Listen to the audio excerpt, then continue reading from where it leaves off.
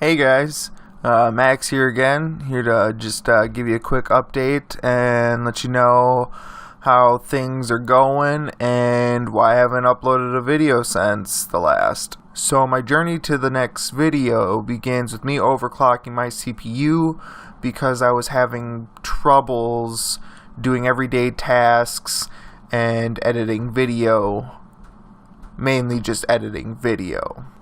But long story short, I tried overclocking my CPU to 4.6 gigahertz.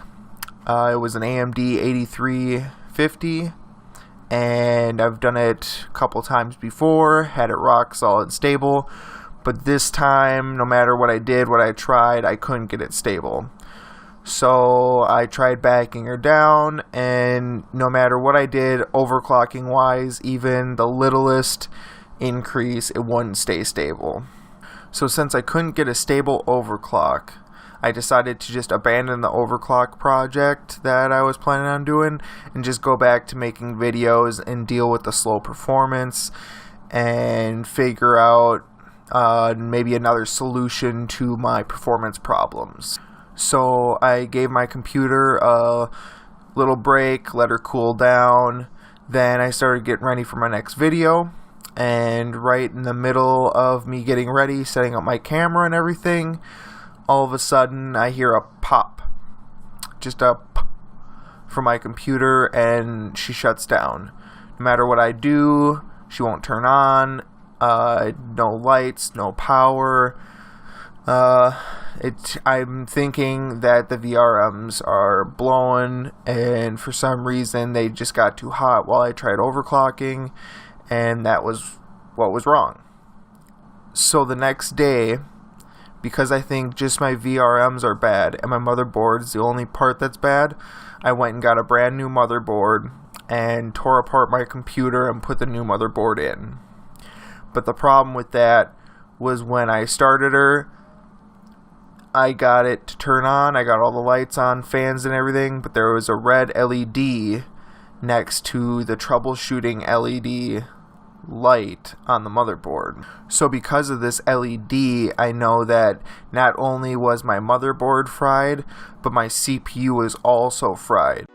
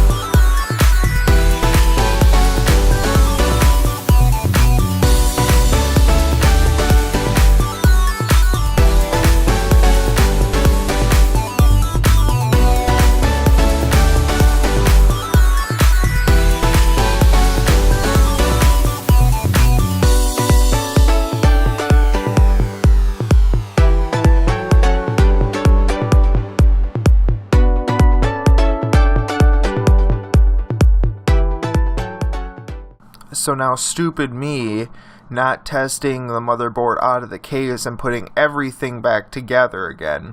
I had to then take everything back apart, and now I got to return the motherboard. Well, actually, now I'm in this dilemma of either staying AMD or moving to Intel.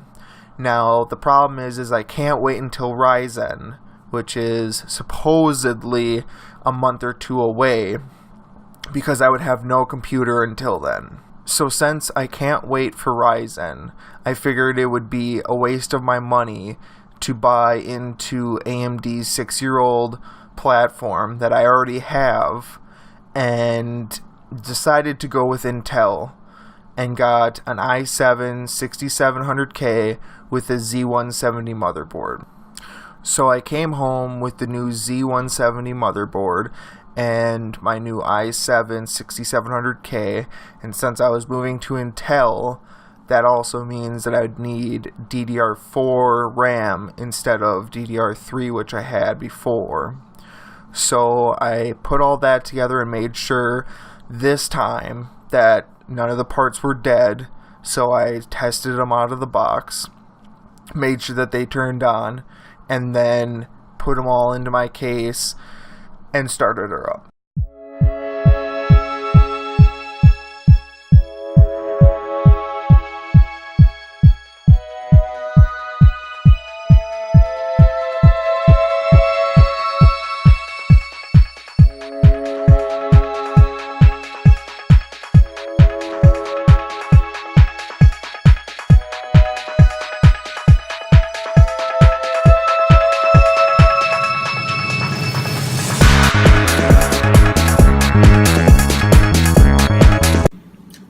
So I'm installing this ASUS motherboard into my case, and one thing I don't really like is, if you can see, that's how short the board is. That's how far off they made it. It's not hitting those last standoffs. So I just got a big old chunk of board flopping in the breeze.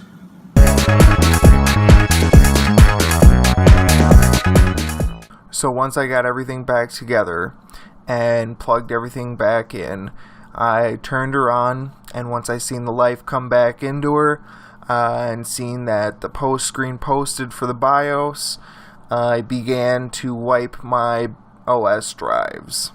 Once I wiped my OS drive, I began installing my new OS from scratch on it. I just prefer it that way so that, especially with new hardware, I don't get the cross-driver problems that could happen with having drivers from my old motherboard and processor. So I always like to start new. So there's my update. I know it's not much, but by the time you guys see this, I should almost be done with my next video, and I'll get that up as soon as possible. And I'll see you guys in the next one. Catch you later.